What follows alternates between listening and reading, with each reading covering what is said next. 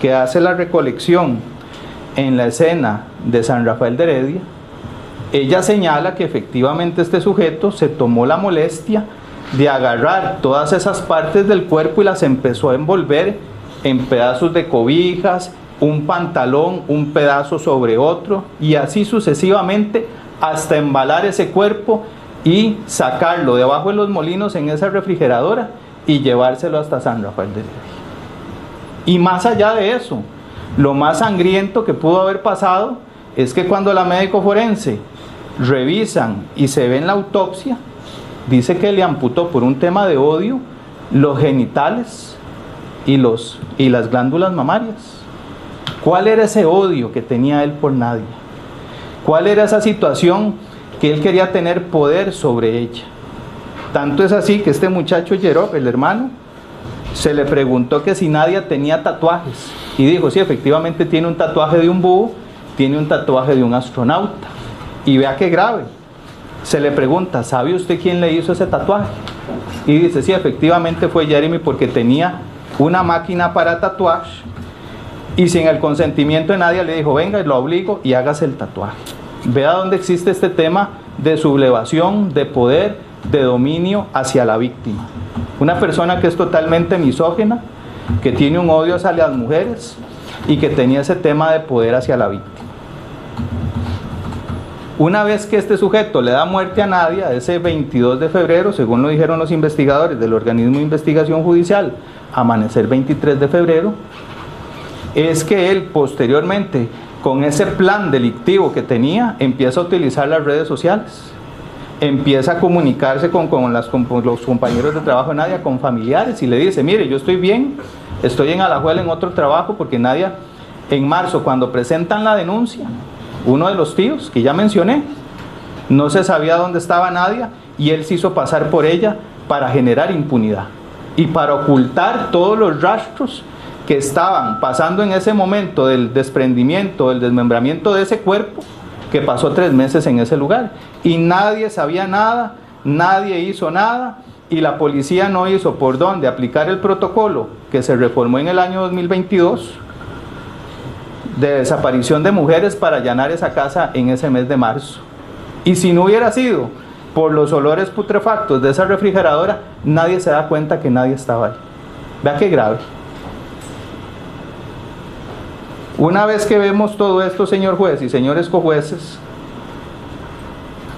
este sujeto suplanta la identidad de Nadia y lo que consta en el expediente efectivamente marca un antes y un después. Cómo afectó la psicología, el nombre de los familiares, cómo ellos preocupados. Este sujeto llegó a llevarse a la chiquita en un taxi, doña Marilyn, cuando manifiesta y dice, sí, efectivamente Nadia desaparece, él viene a dejar la ropa en unas cajas y dice que va a buscar a Nadia, que Nadia se fue con un hombre. Oiga usted qué sistemático este tema de machismo y misoginia, decir, es que me dejó botado, dejó a la chiquita botada y yo vengo a llevármela. Y ahí es donde los tíos intervienen y dicen, jamás, ¿cómo se la va a llevar? Porque no encontramos a nadie. Entonces vemos esta situación que efectivamente él todo lo planeó, todo lo manipuló y se aprovechó de ese entorno para desprenderla patrimonialmente de sus bienes, como lo indicó el fiscal. Le encontraron en su humanidad la tarjeta del BAC San José, la tarjeta del Banco de Costa Rica, los teléfonos celulares. Tenía acceso a toda la información porque él era el que manipulaba cómo les mandaba los mensajes a los familiares para ocultar el delito en relación a lo que él estaba haciendo. Pero más allá de esa situación, ¿cómo puede ser posible que cuando nosotros presentamos esta acusación privada, que al principio solo era el femicidio, al final logramos detectar, y gracias a Dios de parte del Ministerio Público se hizo una enmienda jerárquica en el mes de mayo del año 2025, es que este sujeto agarra las tarjetas y empieza a hacer una serie de compras por internet, juegos electrónicos, alimentación, va a Mini Super a comprar cosas, hacen sustracción de dinero. El mismo Yerop, el hermano, dijo, yo pensaba que era Nadia, como yo era la que le administraba el dinero, me pidió que le hiciera unas transferencias, que eso se hace, es muy común entre familiares. Y él le deposita el dinero Y lo que no sabía Yerob es que era Jeremy el que lo iba a sustraer, manipulando los sistemas electrónicos porque sabía las claves, para despojar a Nadia de esos dineros que él tenía. También nosotros tenemos que tomar en cuenta en estas conclusiones que efectivamente estos delitos de suplantación de identidad, que son 8 delitos, todos que concursan materialmente según el artículo 230 del Código Penal, es con todos estos mensajes que le mandó a Natalie, al hermano de Nadia y a todas estas personas que ya declararon en este proceso. También debemos tomar en cuenta que cuando los investigadores analizan todo este tema y allanan bajo los molinos y encuentran esa bolsa en ese cafetal y encuentran las falanges de las muchachas, los dedos, aparecen unas laceraciones con arma blanca. Quiere decir que Nadia se defendió. Ella peleó por su vida. Cuando llegan los expertos de escena del crimen abajo de los molinos, se aplican el luminol. Vea qué interesante a una pregunta que nosotros le hacemos al perito.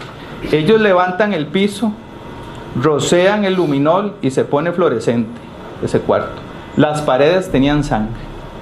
En el lavatorio, él arrastró ese cuerpo y lo degolló en ese lavatorio. Hubo un forcejeo en ese lugar, como lo mencionó el fiscal, para no ser repetitivo. Quebró la taza del interior, las puertas estaban levantadas, había un orificio. Una de las preguntas que le hizo el cojuez al perito, había un orificio de este tamaño en la pared. Entonces, si utilizamos las reglas de la experiencia y la sana crítica, esa muchacha peleó por su vida con este señor que la empezó a agredir con esa arma punzocortante, y en la autopsia dice que en la ilíaca izquierda y en la ilíaca derecha tiene unas heridas punzantes. Entonces quiere decir que primero la apuñala, la mujer se defiende en la adrenalina, él seguro le induce a consumir cocaína porque en el cuerpo aparecen restos de cocaína, la droga para generarle más vulnerabilidad, más de la que ya tenía. Y obviamente sabemos que la fuerza de un hombre no es lo mismo que la fuerza de una mujer. Y él se valió de ese poderío para matarla, desmembrarla y terminarla de desmembrar en ese cuarto pilas. Posteriormente a eso, también nosotros tenemos que tomar en cuenta en estas conclusiones, señor juez, como la Rosimar del Valle Contreras, la amiga y compañera, también mencionaba que Nadia llegaba moreteada, que el sujeto la agredía. Quiere decir que esta agresión era sistemática, constante, eran todos los días, y Nadia lamentablemente sufría ese círculo de violencia doméstica. Había el enamoramiento, el arrepentimiento, según las políticas de género, y después la volvía a agredir, y daba ese sentimiento de culpa.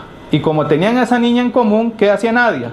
Ya, y Nadia lo volvía a recibir en la casa. Vea que lo deja, se va a vivir con Yerob, el hermano, abajo de los molinos, y lamentablemente Jeremy llega, se hace el pobrecito que no tiene que comer, no tiene dónde vivir.